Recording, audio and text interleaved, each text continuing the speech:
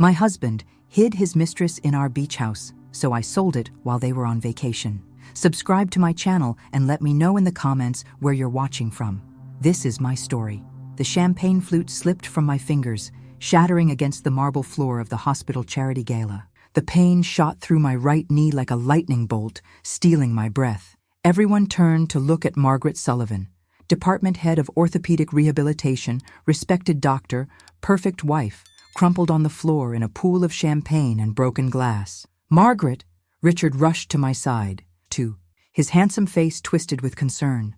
My husband of 35 years, looking every bit the devoted spouse as he helped me to a chair. "Someone call a doctor." "I am a doctor," I managed through gritted teeth, attempting humor despite the agony. The crowd laughed nervously. That was the beginning of the end, though I didn't know it then. I was 58 years old, successful, with 2 grown children, and a marriage I thought was solid, if imperfect. The knee was bad, arthritis and a torn meniscus from decades helping patients. Surgery was scheduled immediately.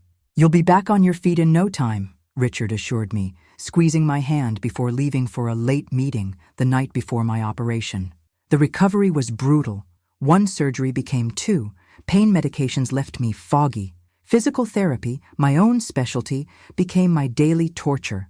Worst of all was the weight gain, 30 pounds in 6 months of limited mobility. "You might want to skip dessert," Richard said casually one night at dinner, not meeting my eyes. "Those pants are looking pretty tight." I stared at him, fork suspended halfway to my mouth. In 35 years, he'd never commented on my weight, not during pregnancies, not during menopause. "Excuse me? I'm just concerned about your health," he said, his tone falsely sweet. "The extra weight can't be good for your knee." The comments multiplied in the following weeks. "Do you really need to wear that dress to James's birthday? Maybe something more flattering? The stairs are good exercise, Margaret. The elevator is for people who actually can't walk." Each remark was a paper cut, small, stinging, accumulating. My husband was becoming a stranger before my eyes. Sarah Bennett, my best friend since college, noticed immediately when she visited. "Richard seems tense," she said, watching him leave for work. "Is everything okay?" "He's just stressed," I defended automatically.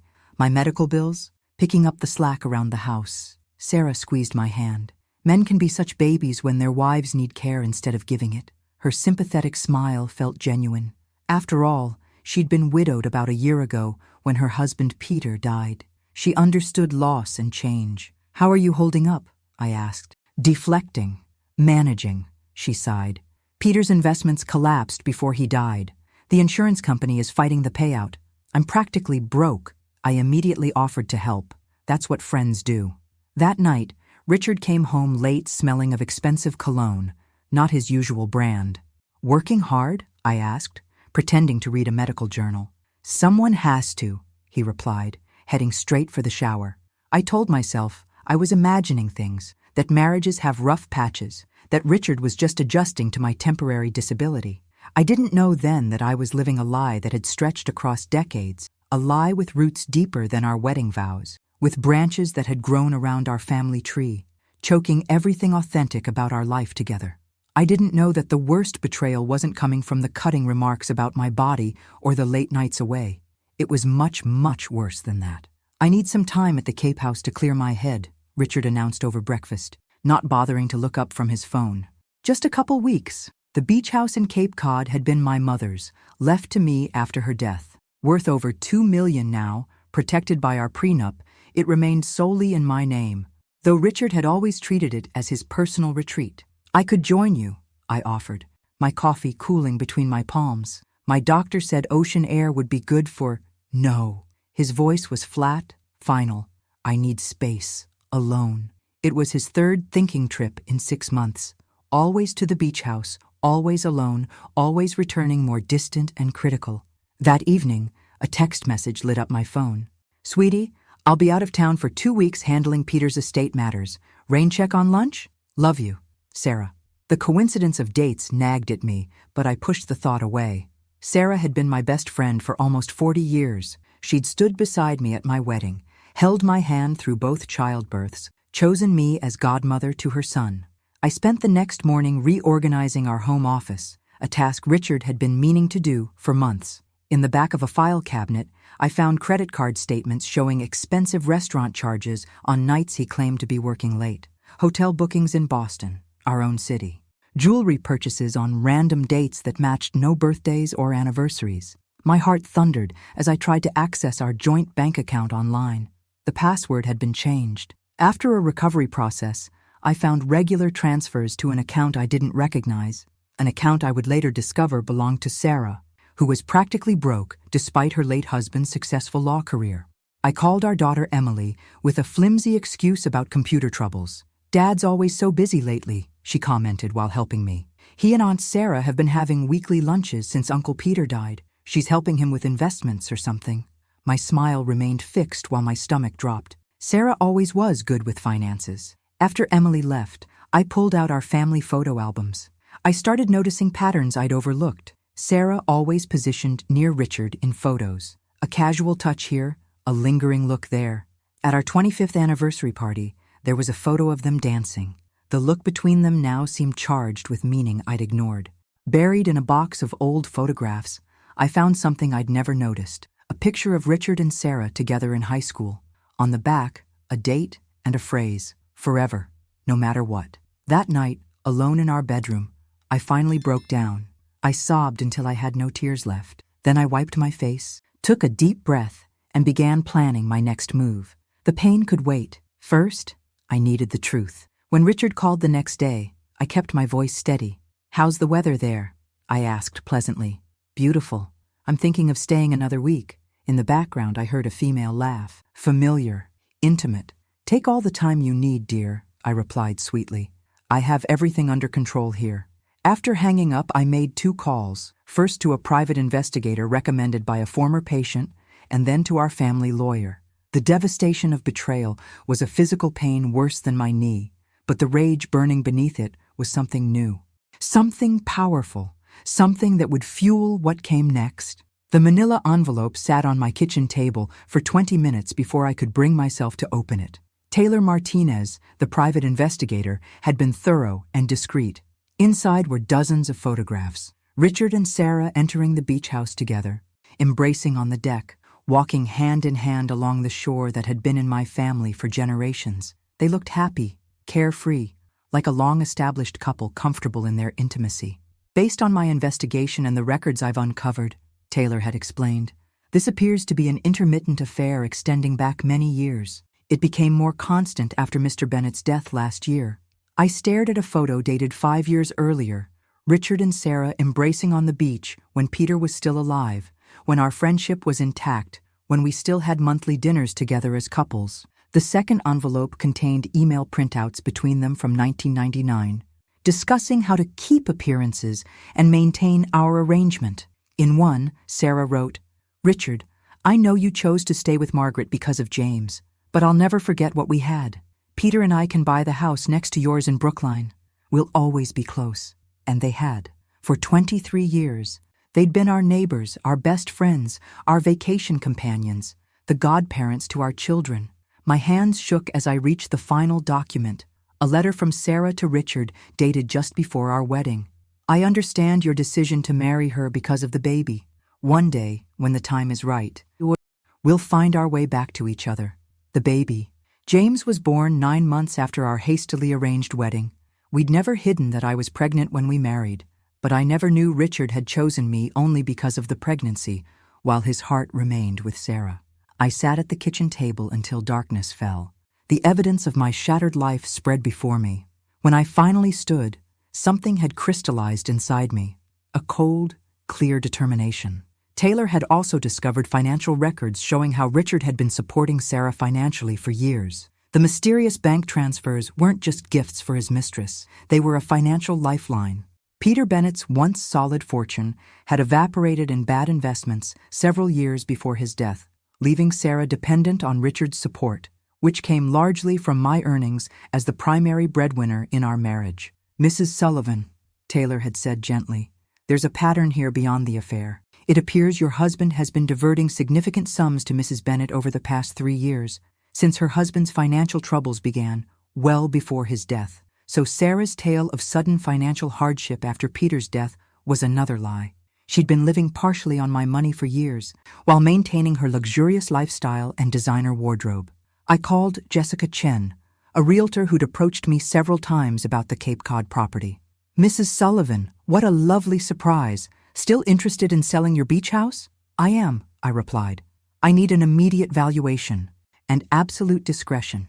Jessica informed me she already had a complete appraisal from 6 months earlier, when I'd briefly considered selling after my first knee surgery. "The market's even hotter now. I actually have a client who recently visited the area and expressed specific interest in properties like yours." Next, I called Alan Fitzgerald, my former colleague now specializing in divorce law. "Margaret, it's been ages. How can I help? I need to know my rights in a divorce after 35 years of marriage, and I need complete confidentiality." Alan confirmed that under Massachusetts law and our prenuptial agreement, the Cape Cod house, as inherited property kept separate, was exclusively mine to dispose of as I wished. "However," he cautioned, "if your husband contests, the process could drag on for many months." "I don't care how long it takes," I replied. "I just want what's fair." That evening, I received an automatic alert about unusual credit card activity. Richard had just purchased 2 tickets to the Bahamas for 3 months later, around our anniversary. Our surprise celebration, probably, or perhaps his new life with Sarah. I smiled at the notification, a plan forming in my mind. They thought they had all the time in the world. Decades of deception had made them complacent. They never imagined I would discover their betrayal, and they certainly never expected what I would do next. For the first time since my surgery, I felt something other than pain and humiliation. I felt powerful. The small Vermont town was exactly what I needed. Remote, peaceful, unknown to Richard or anyone in our social circle. I'd hired a car service to drive me the 4 hours from Boston, my knee making the trip impossible alone. The driver helped with the wheelchair I now used for longer distances, though I could manage shorter ones with my cane. Doris Hamilton, an elderly realtor with kind eyes, showed me a restored 19th century farmhouse adapted for accessibility. 5 acres of land, a 3-bedroom main house, a converted barn studio, lush gardens, and views of the Green Mountains. "The property belongs to the Whitman family," Doris explained. "Eleanor Whitman, the current owner, is 92 and moved to Florida to live with her daughter.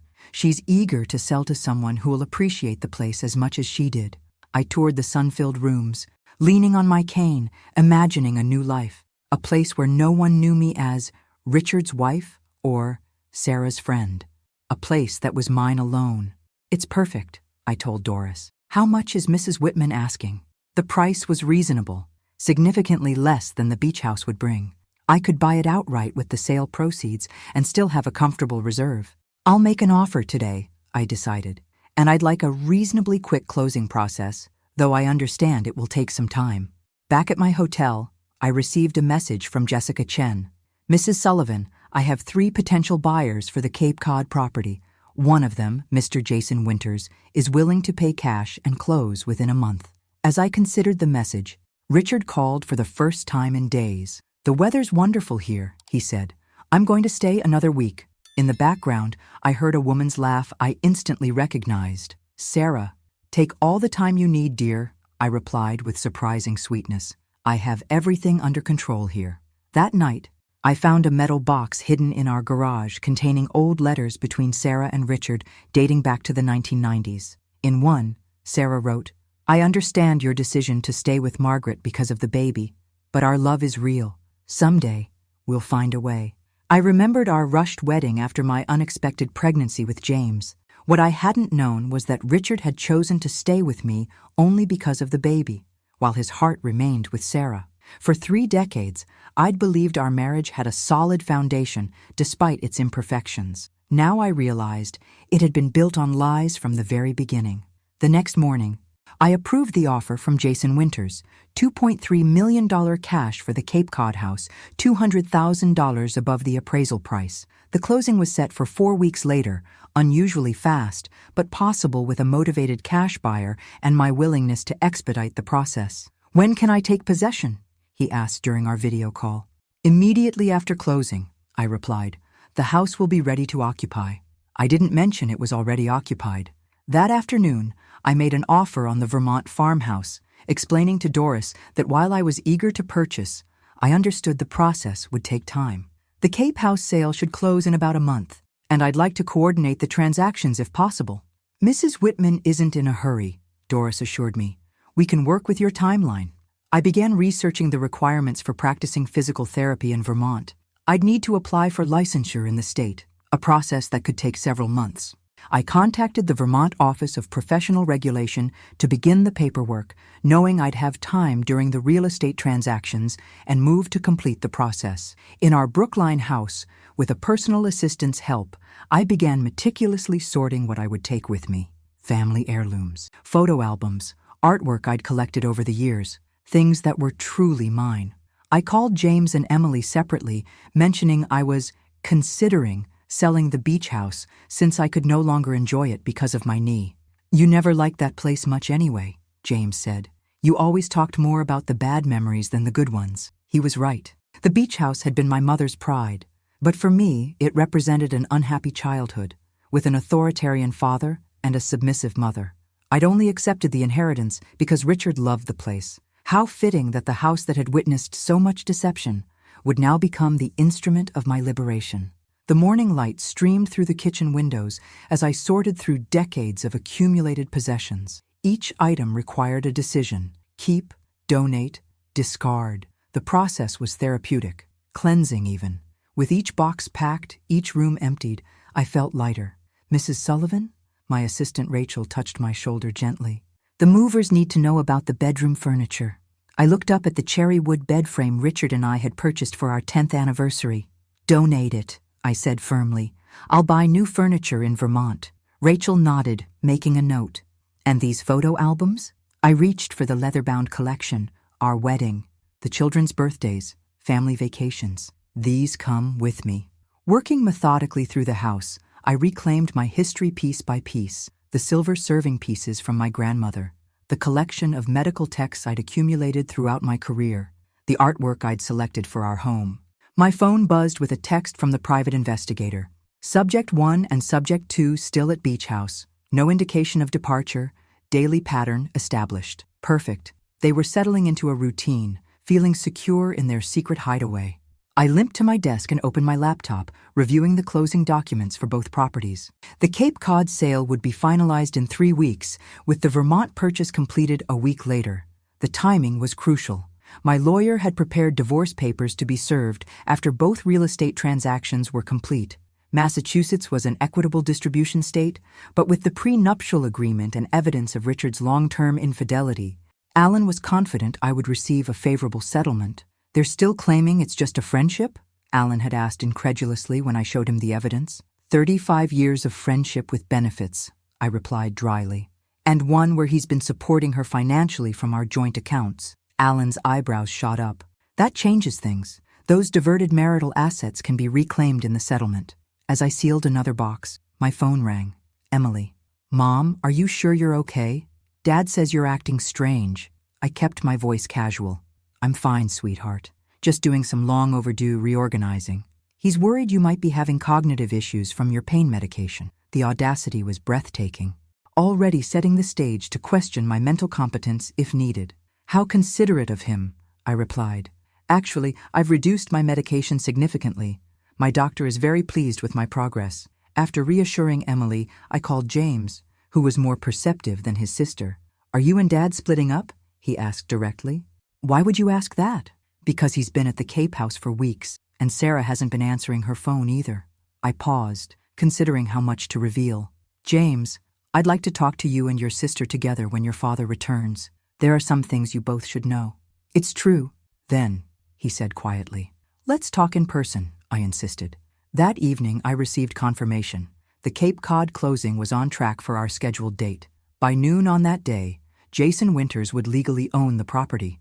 I sat on our patio, watching the sunset over the garden I'd tended for decades. The coming weeks would change everything, not just for me, but for Richard, Sarah, and our children. The life we'd built on lies was about to crumble. My phone buzzed with a text from Richard. Thinking of staying another week. Weather's perfect. I smiled at his complacency. Enjoy it while you can, I texted back. Take all the time you need. Little did he know how little time he actually had.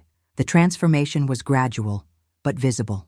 3 months after my second knee surgery, I'd begun a specialized rehabilitation program with Dr. Nolan, a physical therapist who specialized in post-surgical recovery for patients with complicated cases. "Your progress is impressive given the severity of your condition," Dr. Nolan said during our session. "But recovery will take time, Margaret. You know that better than anyone." I nodded, wiping sweat from my brow after completing a series of exercises. "I'm not expecting miracles, just improvement." And there was improvement. The constant pain had diminished to a manageable ache. I could now walk short distances with a cane, though I still needed the wheelchair for anything beyond a few hundred feet. The weight gain had stabilized, and I'd even lost 5 pounds through a careful nutrition plan Dr. Nolan had recommended. I'd stopped coloring my hair, letting the natural silver gray emerge. When my stylist suggested a new cut, a sleek bob instead of the conservative style Richard preferred, I agreed without hesitation. "Looking good, Mrs. Sullivan," Rachel said when she arrived that morning to help with more packing. "That haircut takes years off you." I smiled, touching the unfamiliar softness at my nape. Time for a change. The weeks had passed quickly. The Cape Cod house closing was now just 3 days away. My Vermont farmhouse purchase was proceeding smoothly, scheduled to close the following week. The movers were booked for the day after that. My application for Vermont physical therapy licensure was in process, though I knew it would be several months before I could legally practice there. I'd arranged to volunteer at a senior center initially, using my knowledge in a non-clinical capacity while my license was pending. At 10:30, my phone rang, Jessica Chen confirming final details for the Cape Cod closing. "Everything's on track, Mrs. Sullivan. Mr. Winters is flying in tomorrow to do a final walkthrough before the closing." I froze. "A walkthrough? That wasn't in our agreement." "I'm sorry, it's standard procedure. Is there a problem with the property?" I thought quickly. No problem, but the house is, occupied at the moment. My husband is staying there." "I see." Jessica paused. "Mr. Winters is very eager to see the property before closing. Perhaps you could ask your husband to step out for a few hours." "Let me handle it," I said firmly. "The walkthrough will need to happen after closing." Jessica sounded uncertain but agreed to relay the message. An hour later, she called back. "Mrs. Sullivan, Mr. Winters insists on seeing the property before completing the purchase. He's offering an additional $50,000 if you can accommodate the walkthrough." I considered my options. Richard and Sarah were still at the beach house, blissfully unaware of the impending sale. The closing was so close. "Tell Mr. Winters I appreciate his position," I said carefully. "But given my husband's current use of the property, a pre-closing inspection isn't possible. However, I can provide recent photographs and a video tour." Eventually, we reached a compromise. Jason would accept a video tour conducted by Jessica's local associate, plus a $25,000 reduction in the sales price to compensate for skipping the walkthrough. Crisis averted, temporarily. That afternoon, I met with Alan to finalize the divorce strategy. "The timing is crucial," he emphasized. "Once the Cape House closing is complete, we'll file immediately. Richard will likely contest, but with the property already sold, his options are limited." "And my Vermont purchase?" I asked. "Should be secure as long as it closes quickly. You're using separate funds from the beach house sale, which remains your inherited property under the prenup." I nodded, a sense of calm settling over me. After decades of being the perfect wife, the supportive partner, the primary breadwinner who never complained, I was finally taking control. My phone buzzed with a text from James. "Mom, just heard from Dad's friend Tom. Dad's been telling people you're having mental issues from your medication. What's going on?" So it had already begun. Richard's attempt to discredit me. I wasn't surprised, just disappointed at how predictable he was. "Don't worry," I texted back. "I've already spoken with my doctor and lawyer about his claims. Everything is documented." The chess pieces were all in position. In 3 days, everything would change. I looked in the mirror that evening, studying the woman staring back at me. Silver hair, lines around her eyes, determination in her gaze. A woman who had endured betrayal but refused to be defined by it. "Ready?" I asked my reflection. She nodded back, resolute. The day of the Cape Cod house closing dawned bright and clear. I dressed carefully in a navy suit I hadn't worn since before my surgery. It hung looser now, evidence of my gradual weight loss over the past months of rehabilitation. With my cane in hand, I made my way to the lawyer's office where the closing would take place.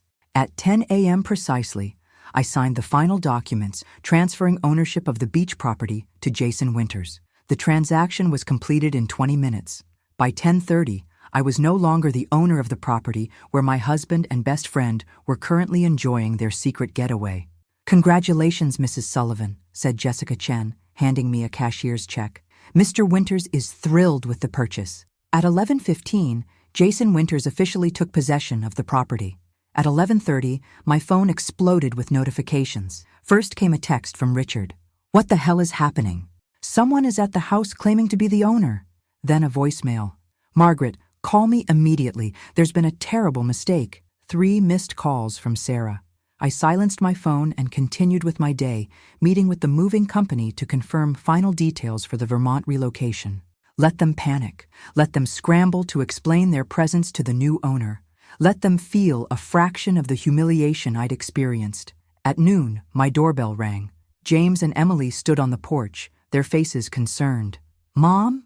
Emily's eyes widened at the sight of moving boxes stacked in the hallway. "What's going on? Dad's been calling us frantically." "Come in," I said calmly. "It's time we talked." We sat in the living room, the furniture now looking sparse amid the packed boxes. "Dad says you sold the Cape House while he was staying there," James said. "Is that true?" "Yes," I replied simply. "Why would you do that without telling him?" Emily demanded. I reached for a folder on the coffee table and handed it to them. "Because of this." They opened it together, their expressions shifting from confusion to shock as they examined the photographs and documents I'd collected. Pictures of their father and Aunt Sarah in intimate embraces, email printouts spanning decades, timeline of their affair. "This can't be real," Emily whispered, her voice breaking. "I wish it weren't," I said gently. "But the evidence is overwhelming. Your father and Sarah have been involved for most of our marriage, possibly even before." James flipped through the photos, his face hardening. "The Cape House, all those times they went there together." "Yes," I confirmed. "While I stayed home, unable to travel because of my knee, they used my family property for their affair." "So you sold it," Emily said, understanding dawning. "Without warning them." I nodded. "The house is legally mine, through inheritance and protected by our prenup. I have every right to sell it." "And all this?" James gestured at the boxes. "I've bought a farmhouse in Vermont. I'm moving there next week after the purchase closes." "Vermont?" Emily looked stunned. "But your doctors?" "Your therapy." "I've researched healthcare providers there," I assured her. "My recovery will continue, just in a different setting. And I've started the process for my physical therapy license in Vermont, though it will take several months to complete." The front door burst open with a crash. Richard stormed in, his face contorted with fury, Sarah trailing behind him. "You vindictive bitch!" he shouted. "How dare you sell the house while I was in it?" He stopped short at the sight of James and Emily, their hands still on the evidence folder. The room froze in a tableau of revelation and betrayal. Sarah's perfectly composed face crumpled as she realized what our children were looking at. "It's not what it looks like," she began, her voice quavering. Emily stood up, tears streaming down her face. "Don't. Just don't." Richard stepped forward, his anger giving way to desperation. "Kids, your mother is having some kind of breakdown. We can explain everything." James raised the photo of Richard and Sarah on the beach, dated years earlier. "Explain this, Dad. Explain why you've been sleeping with my godmother for years while Mom was home recovering from surgery." Richard's mouth opened and closed, no words emerging. I remained seated, calm in the eye of the storm I'd created. "I think," I said quietly, "it's time for the truth. How could you?" Emily's voice sliced through the silence that had fallen over our living room. She stood facing Sarah, her godmother, the woman who had once helped pick out her wedding dress. "All those times you listened to me talk about my marriage problems, my struggles with the kids, was it all just an act? Were you laughing behind my back while sleeping with my father?" Sarah reached for Emily's hand, but my daughter recoiled as if burned. "Sweetie, it's complicated." "Don't call me that," Emily snapped. "Don't you dare act like you care about me after what you've done." Richard had sunk onto the couch, the bluster gone from his posture. "This isn't how this was supposed to happen," he muttered. "How was it supposed to happen, Richard?" I asked, my voice steady. "Were you planning to wait until I died? Or were you working up the courage to leave me for your high school sweetheart after decades of deception?" James stood by the window, his back to the room, shoulders rigid with tension. He turned suddenly. How long? And don't lie. We've seen the evidence. Richard and Sarah exchanged glances, that familiar, intimate look that now made me sick to witness. We dated in high school, Richard began, then broke up when I went to college. I met your mother, and we had you on the way when we got married. Sarah and I reconnected years later. Bullshit, James spat. These emails go back to 1999. I was 8 years old. Emily was 6. Sarah stepped forward. It wasn't continuous. There were years when we were just friends, I swear. While you were married to Uncle Peter? Emily interrupted. Was he just collateral damage in your decades-long affair? Sarah flinched. Peter and I had our own understanding. I laughed bitterly. Did he know about this understanding? Because I certainly didn't. Richard stood abruptly. This is getting us nowhere. Margaret, you've made your point with this little ambush. Now let's discuss this like adults. The house is sold, I finished for him. As of this morning, Jason Winters is the legal owner of the Cape Cod property. You're currently trespassing. You can't do this, Richard shouted, his face flushing. That house has been in your family for generations. Yes, I agreed. My family. Not yours. Never yours. Though you certainly treated it like your personal love nest. I'll contest it, he threatened. I'll tie you up in court for years. On what grounds? I challenged. The prenup you signed explicitly states that inherited property remains separate, and I have documented your adultery extensively. Richard's lawyer had already confirmed as much when he'd called him frantically from the beach house. His face showed the moment he accepted defeat on that front. The house in Brookline, then, he pivoted. Half of that is mine. Yes, I conceded, and you'll get your share when it sells. I've already listed it. Sarah had sunk into a chair, her perfect composure crumbling. Where will you go? She asked quietly. I've purchased a farmhouse in Vermont, I replied. The closing is next week. Vermont? Richard repeated incredulously. You don't know anyone in Vermont. What about your doctors, your physical therapy? I've arranged for excellent medical care there, I said calmly. As for not knowing anyone, that's rather the point. I didn't add that I'd already begun the lengthy process for Vermont licensure to eventually practice physical therapy there. That was my business, not his. James had been quietly examining the evidence folder again. He pulled out bank statements showing the regular transfers from our joint account to Sarah's personal account. You've been supporting her financially? He asked his father, his voice dangerous. Richard paled. Sarah needed help after Peter died. These transfers go back 3 years, James interrupted, eyes on the dates. Uncle Peter died last year. Another lie exposed. Sarah's eyes darted to Richard, then away. Peter had financial troubles before he died, Sarah said quietly. Bad investments. Richard was helping us. With our money, I pointed out. Money I primarily earned as the main breadwinner in this marriage. Emily turned to Sarah, a new realization dawning. Is that why you were always borrowing money from me too? Claiming you were waiting for insurance payments? Sarah said nothing, her silence confirming the truth. I think you both should leave, James said firmly. Mom doesn't need this right now. Richard looked as if he might argue, then deflated. Where am I supposed to go? This is my house too. I've paid for a suite at the Marriott downtown for you, I said. Your essential things are already there. You packed my belongings? He spluttered. Just what you'll need immediately, I replied. You can collect the rest later. Sarah stood awkwardly by the door. I should go. Yes, I agreed. You should. As they left, Richard still protesting, Sarah unnaturally silent. James turned to me with new respect in his eyes. Mom, I don't even know what to say. I smiled tiredly. It's been a long time coming.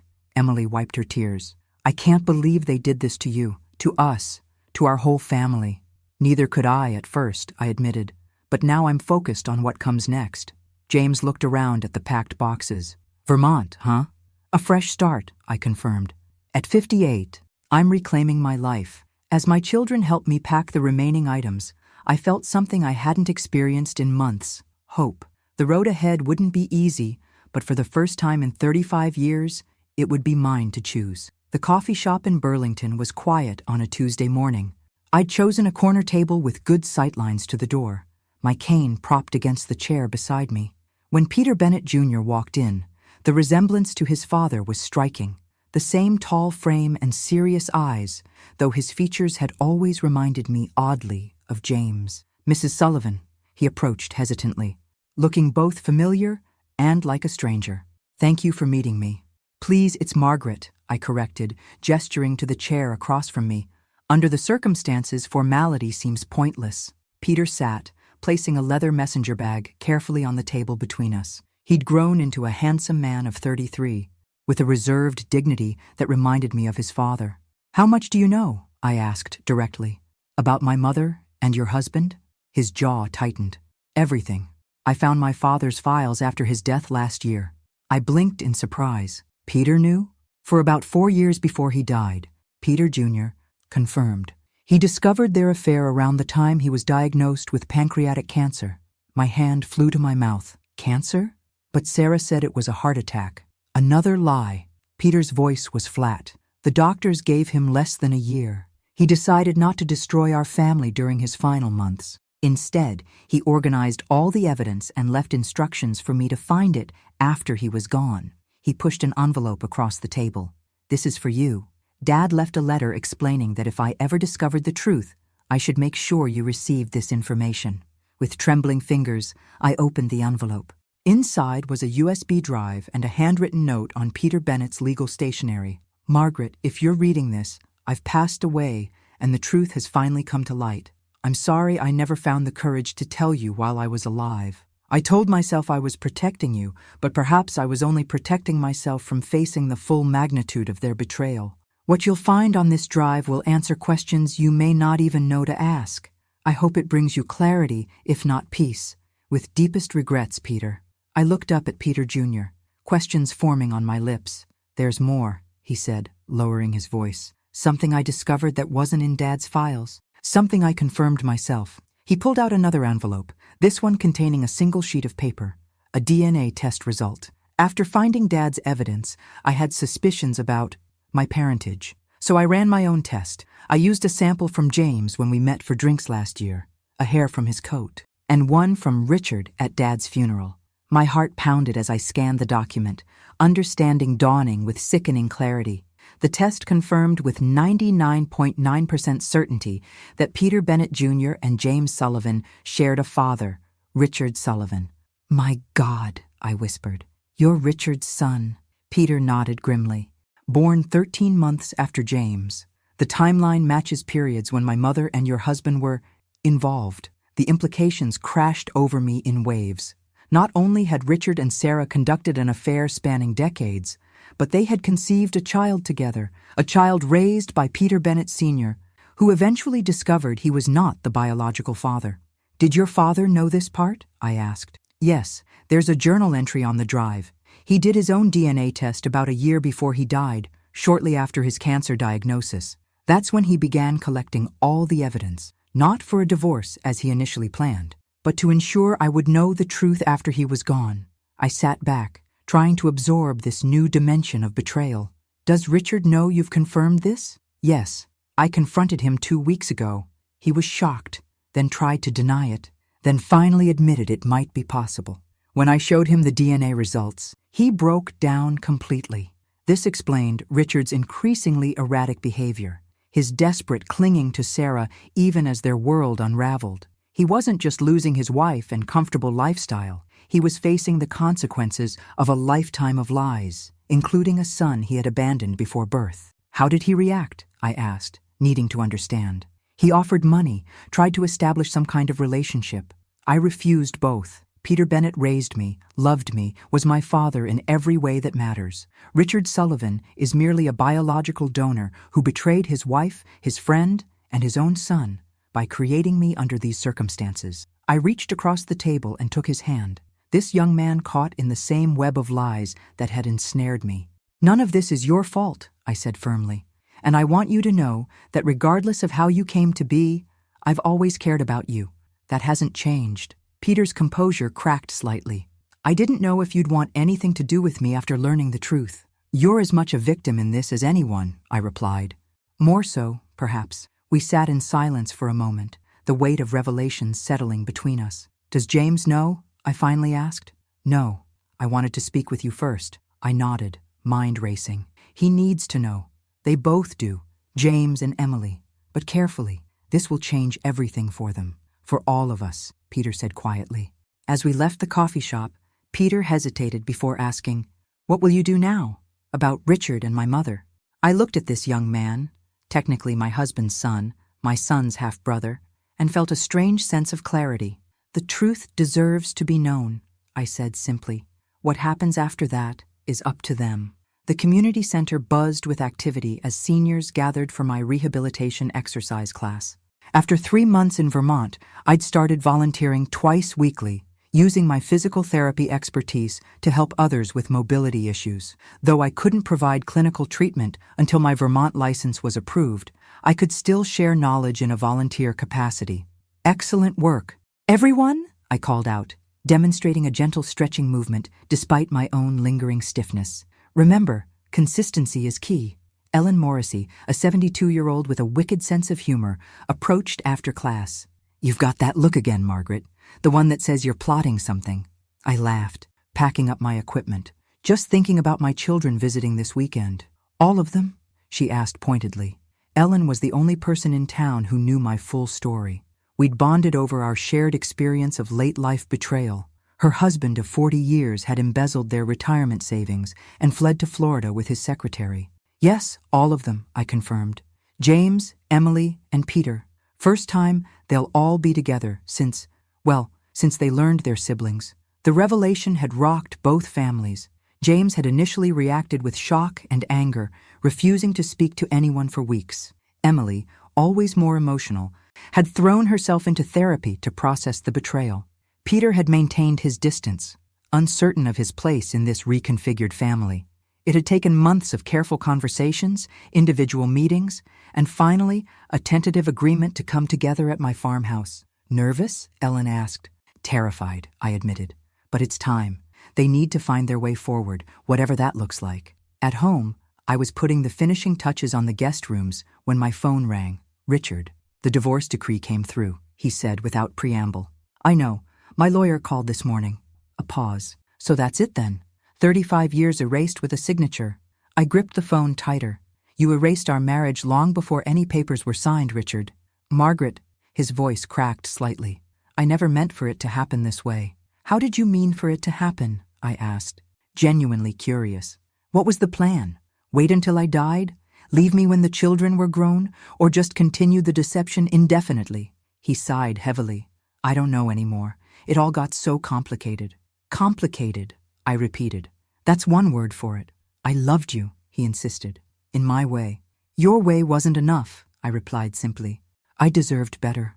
After hanging up, I walked through my farmhouse, my home, my sanctuary. The place had transformed in the months since I'd arrived. The walls, once stark white, now showcased colorful local artwork. The kitchen garden provided fresh herbs and vegetables. The converted barn was being gradually equipped as a physical therapy studio, where I would eventually treat patients once my Vermont license was approved. My life had found a new rhythm, a new purpose. The weight I'd gained during my immobility continued to drop gradually as I followed my own rehabilitation regimen. My silver hair had grown slightly longer, often pulled back in a casual style that suited my new rural life. The doorbell rang, startling me from my thoughts. Opening it revealed Sarah standing on my porch, looking smaller and less polished than I remembered. "Margaret," she said softly, "please don't close the door." My first instinct was exactly that, to shut the door in her face. Instead, I stepped aside silently, allowing her to enter. She glanced around the farmhouse, taking in the changes. "It suits you," she said finally. "This place. Why are you here, Sarah?" I asked, not offering her a seat. "The children told me they're all coming here this weekend." She twisted her hands nervously. "I thought we should talk first." "We have nothing to discuss, please," her voice broke. I know what I did was unforgivable, but they're my children too. Emily's godmother, Peter's mother, James's father's mistress, I added coldly. She flinched. "I deserve that. I deserve all of it. But the children don't deserve to be caught in the middle of our battle." "There is no battle," I replied. "You and Richard won years ago, when you decided your happiness was worth destroying 2 families." Sarah's eyes filled with tears. "What do you want from me, Margaret? Blood? Public humiliation? I've lost everything. My reputation, my friends, Richard." "Richard?" I raised an eyebrow. "Trouble in paradise?" "He left," she admitted. "Said he needed to find himself. Ironic, isn't it? After everything, he couldn't commit to me either. I almost laughed at the predictability. You should go, Sarah. The children will make their own decisions about their relationships with you and Richard. I won't interfere with that. But you and I, we're done. As she turned to leave, Sarah paused at the door. For what it's worth, I am truly sorry. I know, I said quietly. That's what makes it worse. After she left, I stood on my porch watching the sun set over the mountains. Tomorrow, my children, all three of them, would arrive, bringing with them the complicated emotions and tangled relationships created by decades of deception. But tonight, in this peaceful place, I was simply Margaret Sullivan, not defined by betrayal or divorce or even motherhood, but by the strength I'd found in starting over at 58. I took a deep breath of the crisp Vermont air and smiled. Whatever tomorrow brought, I was ready. The farmhouse kitchen hummed with nervous energy as I set out coffee mugs and sliced the homemade banana bread. Through the window, I could see James pacing the garden, phone pressed to his ear. Emily sat on the porch swing, her posture tense. Peter hadn't arrived yet. My hands trembled slightly as I arranged everything on the table. This gathering, this attempt to create something new from the wreckage of our families, felt momentous. The crunch of tires on gravel announced Peter's arrival. I watched through the window as he emerged from his car, hesitating before approaching the house. James stopped pacing and looked up. The brothers, half-brothers who had grown up as family friends, stood frozen, regarding each other across the garden. Emily rose from the swing and moved toward them. Always the peacemaker, my daughter. She said something I couldn't hear, then extended her hands to both men. After a moment's hesitation, they each took one. I turned away, giving them privacy for this reunion. Some things needed to happen without my witness. The kitchen door opened 10 minutes later. All three entered together, their faces solemn but composed. "Mom," Emily said, her voice steady, "we're ready to talk." We gathered around the table, 4 people connected by blood and betrayal, trying to find our way forward. The conversation was halting at first, careful, measured words as we navigated the emotional minefield. "I don't blame any of you," Peter said finally. "My father, Peter Bennett, left me a letter explaining everything. He knew I wasn't his biological child, but he chose to be my father anyway. That was his gift to me. Our parents made their choices," James agreed. "But we get to make our own now." Emily reached across the table, taking Peter's hand. "You've always been like family. Now we know why." A knock at the door interrupted the fragile moment. I frowned. We weren't expecting anyone else. When I opened it, Richard stood on my porch looking haggard and uncertain. "Margaret, I know I'm not invited, but I need to speak with them, with all of you." My first instinct was to refuse, to protect this delicate new beginning from his disruption. But it wasn't my decision alone. I turned to the 3 at the table. "Richard's here. It's up to you if he stays." They exchanged glances, a silent communication passing between them. "Let him in," James said finally. Richard stepped inside, his confident posture gone. He'd aged visibly in the months since our divorce, new lines around his eyes, gray hair no longer carefully colored. "Thank you for seeing me," he said, addressing all of us but looking primarily at Peter. "I know I have no right to be here." "Why are you here, Dad?" Emily asked directly. Richard took a deep breath. "To apologize, not to make excuses or ask forgiveness, but to acknowledge the pain I've caused all of you." He turned to Peter. "Especially you. I failed you before you were even born. I've spent months trying to find the right words to say to you, knowing there aren't any." Peter's expression remained guarded. "I had a father. A good one. I don't need another." "I understand," Richard nodded. "I'm not asking for a place in your life. I just wanted you to hear directly from me that I regret the circumstances of your birth, but never your existence." He looked at James and Emily. "And I want you both to know that despite everything, I have always loved you. My failures as a husband don't negate my love as a father, though I know my actions have damaged your trust." Finally, he turned to me. "Margaret, I won't ask for your forgiveness. What I did was unforgivable. But I want you to know that seeing you now, how you've rebuilt your life, how strong you've become, I realize what I threw away. Not just a marriage, but a remarkable woman." The room fell silent. 4 pairs of eyes watched me, waiting for my response. "Thank you for saying that." "Richard," I said finally, "but this isn't about me anymore. It's about them." I gestured to our children, all 3 of them. They're finding their way forward despite the mess we made. That's what matters now. Richard nodded, understanding. I should go. I just wanted to say my piece. As he turned to leave, Peter spoke unexpectedly. Wait. Richard froze, hope flashing across his face. I don't want a father-son relationship, Peter said firmly. But perhaps someday we could have coffee. Talk. Richard's eyes glistened. I'd like that, whenever you're ready. After he left, the tension in the room gradually dissipated. We returned to our interrupted conversation, the air somehow clearer for having weathered Richard's appearance. Later, as we shared dinner on the porch, watching fireflies rise from the meadow, Emily raised her glass. To new beginnings, she said, and to Mom, who showed us all how to start over with grace. James and Peter lifted their glasses in agreement. As darkness fell over the Vermont hills, I looked at these three remarkable adults, my unexpected family, reconfigured but resilient, and felt a peace I hadn't known in years. To the truth, I added softly, however painful, it sets us free. The Vermont autumn painted the mountains in crimson and gold as I walked the path around my property, my cane now used more for security than necessity. A year had passed since I'd sold the beach house and begun my new life, a year of healing, growth, and unexpected joy. My knee had improved significantly with consistent therapy and reduced stress. The extra weight had melted away gradually, leaving me leaner and stronger than I'd been in years. My silver hair now fell in loose waves to my shoulders, a style I'd always wanted, but Richard had discouraged as too youthful for a woman my age. The farmhouse had become exactly what I'd hoped, a sanctuary, a home, a gathering place. The barn studio now housed a small physical therapy practice where I treated local seniors 3 days a week. My Vermont license had finally been approved 4 months ago after completing all the requirements and paperwork, a process that had taken longer than expected, but was worth the wait. Gamma, watch me! My grandson's voice pulled me from my thoughts. He was balanced precariously on a low branch of the apple tree, grinning with 4-year-old confidence. I see you, sweetheart. Be careful, I called back, smiling at Emily, who hovered nearby, ever the protective mother.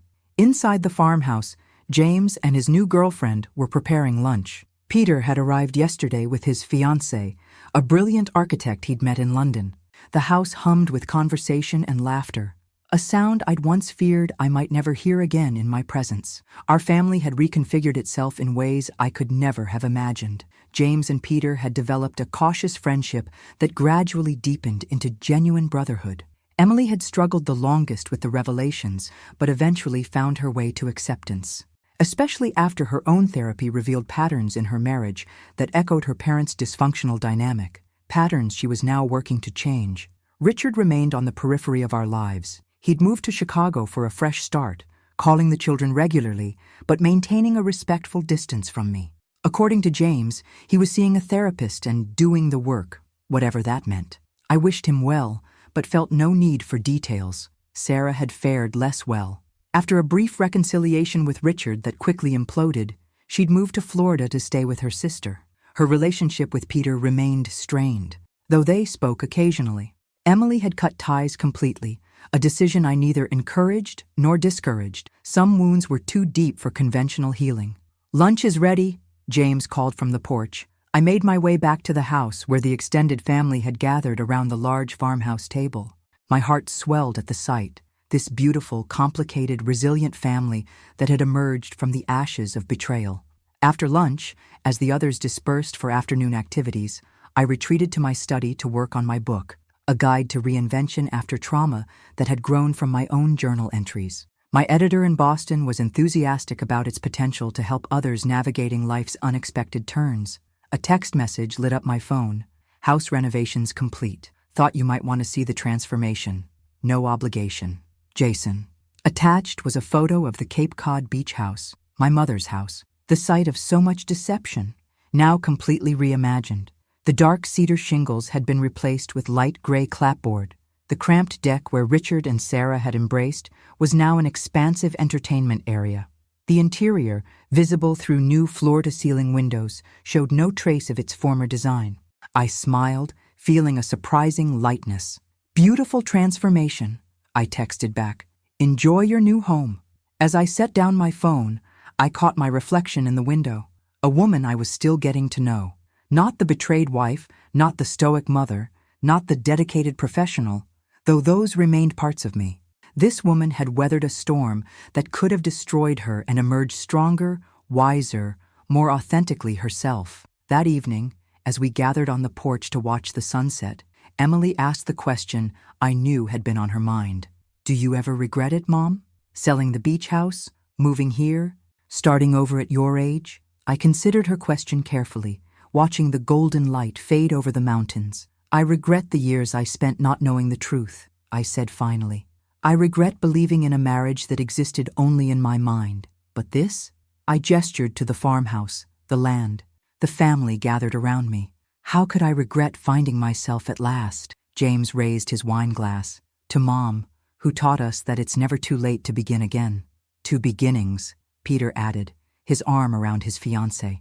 As darkness settled over the Vermont hills and stars appeared in the vast country sky, I felt a profound gratitude for the painful truth that had set me free.